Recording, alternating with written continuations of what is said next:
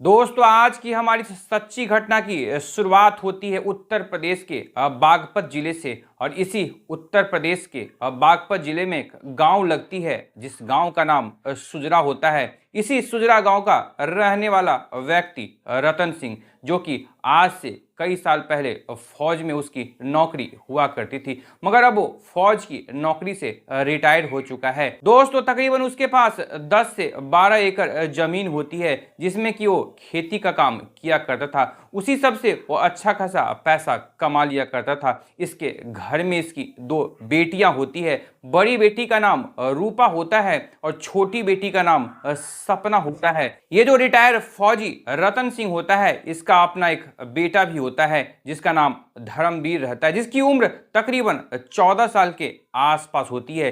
ये 9वीं क्लास का छात्र होता है। अच्छा, इधर जो रतन सिंह रिटायर फौजी रहता है, दरअसल अपने घर के अंदर जो बंदूक होती है यानी कि रिवॉल्वर होती है, उसका रखने का उसे बड़ा ही चाव रहता है। वो अपने घर के अंदर बड़ा सा रिवॉल्वर यानी कि बड़ा और छोटा दोनों बंदूक रखा करता था। अब एक दिन की बात है, यहाँ जो रतन सिंह का बेटा यानी कि धर्मवीर रहता है, अपने पिता का रिवॉल्वर निकालकर उसकी सफाई कर रहा होता है। उसी दौरान उसके जो पिता रतन सिंह रहते हैं, वो कुछ ही देर के बाद जब घर लौटते हैं तो देखते हैं कैसे उसका बेटा उसी का रिवॉल्वर निकालकर उसे सफाई कर रहा होता है। लेकिन दोस्तों उस लड़के की यानी कि धर्मवीर की किस्मत आज अच्छी रहती है कि उसका जो पिता रतन सिंह होता है कि दरअसल उस रिवॉल्वर के अंदर उसने कोई गोलियां नहीं रखी थी। जिसके बाद अब जैसे ही रतन सिंह अपने बेटे को रिवॉल्वर की सफाई करते हुए देखता है, उस पर काफी ज्यादा गुस्सा होता है। उसे कहता है कि ये बच्चों की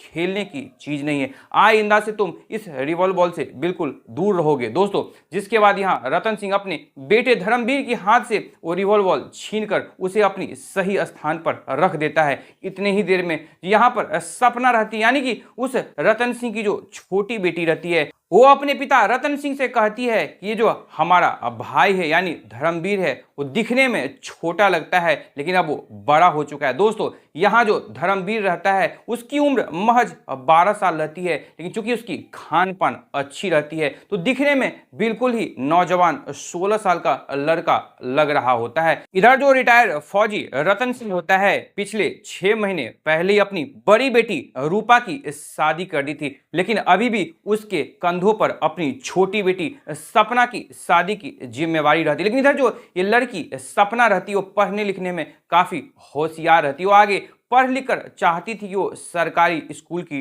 टीचर बन सके, लेकिन दोस्तों यह जो उसका सपना रहता है, आगे चलकर उसे ये मालूम नहीं थी कि उसकी जिंदगी के साथ ऐसा क्या घटने वाला है। क्योंकि दोस्तों उसी गांव का रहने वाला एक पुलिस दरोगा जिसका नाम जसवीर सिंह रहता है, दरअसल उसकी जो पत्नी रहती है उससे उसकी अनबन होने के कारण कुछ साल पहले उसकी पत्नी उसे तलाक देकर उससे सारे रिश्ते नाते तोड़ चुकी थी। क्योंकि यहाँ ये जो पुलिस दरोगा जसवीर सिंह होता है, वो कई तरह के गलत काम किया करता था, यानी कि वो लोगों से रिश्वत लिया करता था और भी कई तरीके का गलत काम उसके द्वारा किया जाता था। जिस बात से परेशान होकर जसवीर की जो पत्नी रहती है उससे रिश्ता नाता तोड़ देती, क्योंकि यहाँ जो जसवीर रहता है वो तो शराब भी पिया करता था, कई तरह के गलत आदतों में लीन रहता है। खैर दोस्तों ये जसवीर जो होता है उसकी जिंदगी ऐसे ही चल रही होती। एक तारीख आती है 24 अगस्त 2025, जिस दिन यहाँ सुबह सुबह सपना जो होते दिन के तकरीबन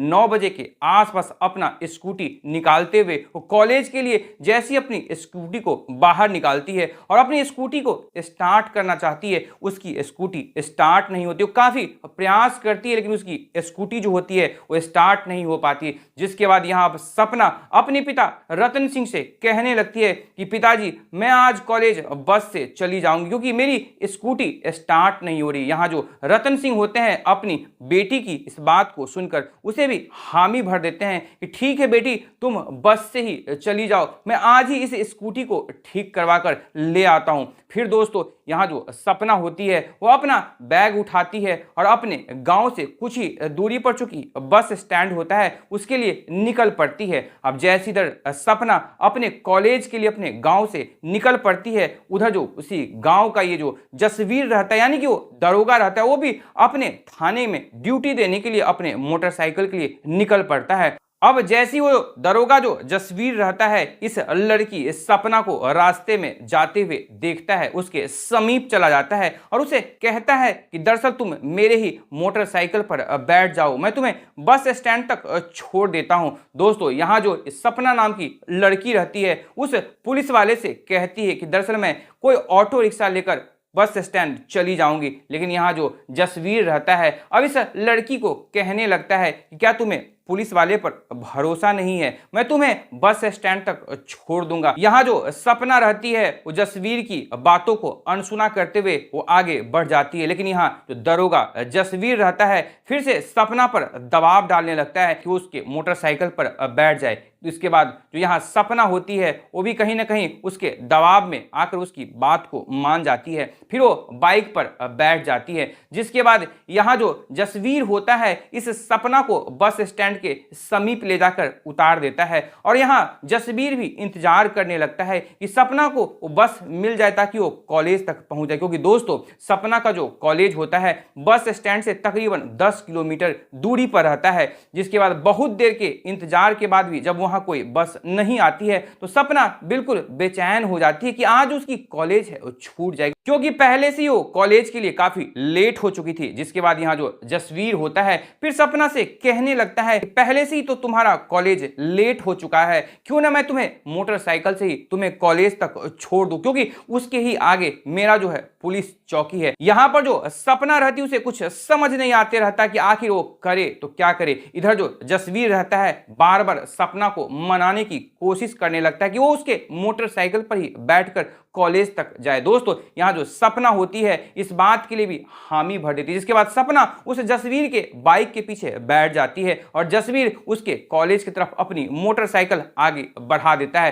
तकरीबन 5 किलोमीटर की दूरी तय होने के बाद यहाँ जो जसवीर रहता है उस सपना को गलत तरीके से छूने की कोशिश करते रहता है। पहले तो सपना इस बात को इग्नोर करते रहती है, लेकिन उस जसवीर का हिम्मत आगे बढ़ते जाता है। वो बार बार सपना को गलत तरीके से छूने की कोशिश करने लगता है। जिसके बाद यहाँ जो सपना होती है आधे रास्ते में उस जसवीर को बोलती है कि आप मुझे यहीं उतार दीजिए, मैं आगे ऑटो रिक्शा लेकर कॉलेज चली जाऊंगी। लेकिन जसवीर जो होता है बार बार यही कहता है कि हम लोग आधे रास्ते तक तो आ चुके हैं, बस आधे रास्ते की दूरी तय करना बाकी है, एक बार मैं तुम्हें कॉलेज छोड़ दूं, जिसके बाद मैं भी अपने पुलिस चौकी पहुंच जाऊंगा जहां मेरी भी ड्यूटी की काफी ज्यादा लेट हो रही है। दोस्तों, अब ऐसी बार बार जसवीर उसे कहता है और बार बार ये जो लड़की रहती है उसे वहीं उतार देने की जिद पे अड़ जाती है, लेकिन जसवीर उसकी एक भी नहीं सुनता है। तभी वहां ये जो सपना रहती है उसे जसवीर से कहने लगती है कि अगर तुम मेरी बात नहीं मानोगे तो मैं जोर जोर से चिल्लाने लगूंगी कि तुम मेरे साथ जबरदस्ती कर रहे हो, दरअसल तुम मुझे छेड़छाड़ कर रहे हो। दोस्तों,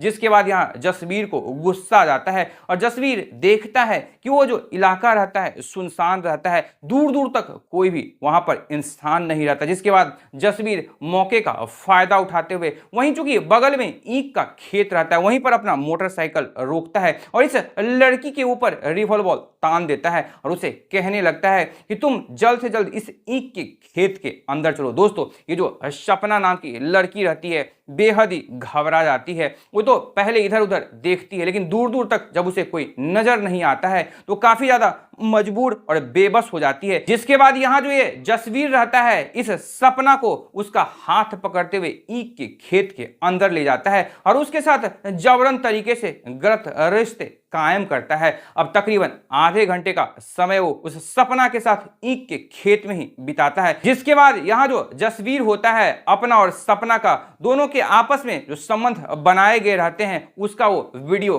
क्लिप बना लेता है और जिसके बाद अब इस लड़की सपना को धमकी देने लगता है कि तुमने इस बारे में किसी से जिक्र किया तो ये जो वीडियो है मैं इंटरनेट पर वायरल कर दूंगा। जिसके बाद यहाँ जो जसवीर होता है सपना को उस ईंट के खेत से निकालकर अपने मोटरसाइकिल पर बैठने के लिए कहता है। सपना भी चूंकि यहाँ मजबूर हो चुकी थी, सपना फिर से उसके मोटरसाइकिल पर बैठ जाती है, जिसके बाद जसवीर उसके कॉलेज तक छोड़ जाता है और फिर अपने पुलिस चौकी पहुंच जाता है। लेकिन दोस्तों यहाँ जो सपना होती है वो कॉलेज के अंदर तो एंट्री लेती है, लेकिन कॉलेज के क्लासरूम में वो नहीं जाती है, बल्कि वापस से फिर वो बस स्टैंड पहुंच जाती है और वहां से फिर वो अपने गांव चली आती है दोस्तों, जिसके बाद वो अपने कमरे में आकर लेट जाती है। अब शाम को जैसे ही उसका जो पिता रतन सिंह होता है घर आता है, वो देखता है कि उसकी बेटी थोड़ी सी उदास लग रही है, उसकी बेटी का जो मन है थोड़ा भारी भारी लग रहा है। लेकिन खैर दोस्तों रतन सिंह इस बात को इग्नोर कर देता है। तकरीबन 1 महीने का वक्त ऐसे निकल जाता है। इस बीच में जब जब उस जसवीर को मौका मिलता था वो रतन सिंह के घर पर ही आकर रतन सिंह के गैर मौजूदगी में और उसका जो बेटा धर्मवीर रहता है उसके भी गैर मौजूदगी में यहाँ पर वो सपना के साथ गलत रिश्ते बनाया करता था। लेकिन ठीक 1 महीना बीतने के बाद वो तारीख आती है 26 अक्टूबर 2025, जिस दिन यहाँ पर धर्मवीर जो होता है अपने स्कूल की पढ़ाई के लिए घर से निकल चुका होता है और यहाँ पर रतन सिंह जो होता है वो अपनी बेटी से कहता है कि दरअसल उसके लिए जल्द से जल्द नाश्ता तैयार कर दे, वो खेतों पर काम करने के लिए जाने वाले, क्योंकि खेतों पर आज बहुत ज्यादा काम है। लेकिन दोस्तों जैसे ही यहाँ पर सपना जो अपने पिता के लिए नाश्ता बनाने के लिए किचन में जाती, उसे जोड़ों की उल्टियां होने लगती, यानी उसकी तबीयत बहुत ज्यादा खराब हो जाती है। अब रतन सिंह तुरंत अपनी बेटी को नजदीकी अस्पताल में ले जाते हैं, जहां पर महिला डॉक्टर जैसे उसका मेडिकल चेकअप करते हैं। यहाँ जो डॉक्टर आरती होती है उसके सामने जैसी ये बात आती है कि जो सपना नाम की लड़की रहती है दरअसल वो प्रेग्नेंट हो चुकी है। अब जैसी आरती रतन सिंह के पास जाकर कहती कि तुम्हारी बेटी तो प्रेग्नेंट है। दोस्तों अब जैसी वो रिटायर फौजी रतन सिंह इस बात को सुनता है उसके पैरों तले जमीन खिसक जाती है। आखिर वो सोचती है कि मेरी जो परवरिश है उसमें क्या कमी रह गई थी, आखिर मेरी बेटी ने मुझे क्यों धोखा दिया, आखिर मेरी बेटी किसके साथ गलत रिश्ता कायम कर ली जो ये मुझे दिन देखना पड़ा। दोस्तों खैर यहाँ पर जो रतन सिंह होता है वो कुछ दवाइयां अपनी बेटी के लिए उस डॉक्टर आरती से लिखवा लेता है और फिर वहां सपना को लेकर अपने घर पहुंच जाता है। और घर पर आकर चूंकि जैसे वो सपना को लेकर घर आता है, यहाँ जो धर्मवीर रहता है वो भी अपने स्कूल से वापस आ चुका रहता है। यहाँ धर्मवीर की भी तबीयत कुछ ठीक नहीं रहती है, लेकिन वैसे ही यहाँ रतन सिंह अब अपनी बेटी सपना से कहता है कि आखिर तुमने ये सब क्यों किया, किसके साथ किया। दोस्तों यहाँ पर जो सपना रहती है रो रो कर फूट फूट कर रोते हुए वो अपने पिता रतन सिंह से अपनी सारी आप बीती बता देती है कि कैसे जसवीर जो है उसके साथ गलत काम किया, जिसके बाद यहाँ जो रतन सिंह रहता है वो अंदर से आग बबूला हो जाता है और वहां धर्मवीर भी अंदर से काफी ज्यादा बौखला जाता है। फिर ये दोनों बाप बेटा ये फैसला लेता है कि इस जसवीर से आज ही के आज बदला लिया जाएगा। जिसके बाद यहाँ रतन सिंह अपना जो बड़ा वाला बंदूक रहता है वो निकालता है और यहाँ पर छोटा सा जो रिवॉल्वर रहता है वो भी निकालता है। अब यहाँ धर्मवीर अपने पिता रतन सिंह से कहता है कि पिताजी तुम बड़ा वाला बंदूक अपने साथ रखो और ये रिवॉल्वर गोलियां भरकर मुझे दे दो, हम दोनों साथ जाएंगे और उस जसवीर को आज देख लेंगे। दोस्तों ठीक वैसा ही होता है। सपना भी आज अपने पिता और अपने भाई को बिल्कुल रोकती नहीं है, उसका भी जो मन रहता है अंदर से बेहद ही टूटा हुआ रहता है। जिसके बाद यहाँ रतन सिंह और ये जो धर्मवीर रहता है दोनों बाप बेटे उस जसवीर के घर पर पहुंच जाते हैं। दोस्तों रात के तकरीबन 9 बजे के आसपास का समय हो रहा होता है। ये जो जसवीर नाम का दरोगा रहता है वो काफी नशे की हालात में टुन रहता है। अब जैसे वो दरवाजा खोलता है, सामने जैसे वो देखता है कैसे वो रिटायर्ड फौजी रतन सिंह और उसका बेटा धर्मवीर दोनों खड़ा, दोनों के हाथों में हथियार है,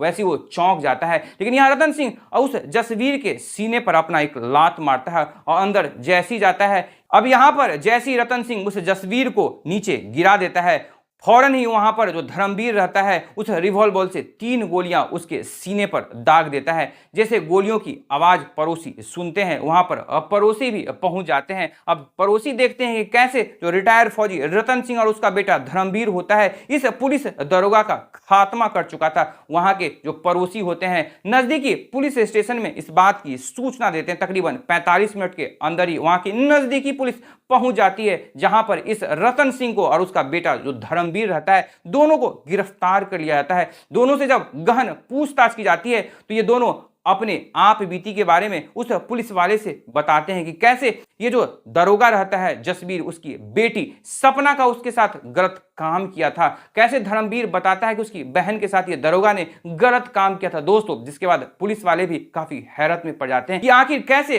पुलिस महकमे में ही काम करने वाला व्यक्ति कैसे पुलिस डिपार्टमेंट को ही बदनाम करता है। खैर दोस्तों, ये तो गैर कानूनी चूंकि काम था, इसलिए यहां पर पुलिस वाले उस रतन सिंह और उस धर्मवीर के खिलाफ चार्जशीट तैयार करते हैं और चार्जशीट तैयार करने के बाद आगे उनके ऊपर मुकदमा दायर करी जाती है। ये तो भविष्य के गर्भ में छिपा है कि आखिर यहां रतन सिंह और उसका जो बेटा जो कि नाबालिग धर्मवीर रहता है उसके ऊपर कोर्ट आगे उसे क्या सजा सुनाएगी। लेकिन दोस्तों, यहां सोचने और समझने वाली बात यह है कि वो जो जसवीर रहता है पुलिस महकमे में जनता के लिए काम कर रहा होता है, लेकिन कैसे वो अपने मन के ऊपर काबू नहीं रख पाता है और कैसे सपना के साथ वो गलत रिश्ते बना डालता है, जिसके कारण उसे उसकी सजा भी भुगतनी पड़ती है, जिसके कारण रतन सिंह उस जसवीर की खात्मा कर देता है। तो दोस्तों, यह थी पूरी कहानी। उम्मीद करते हैं कि इस पूरी कहानी को सुनने के बाद इस कहानी से कुछ ना कुछ सीख जरूर मिली होगी। तो दोस्तों, फिर मिलेंगे एक नई कहानी में एक नई सोच के साथ। तब तक आप अपना ख्याल रखें, अपनों का ख्याल रखें,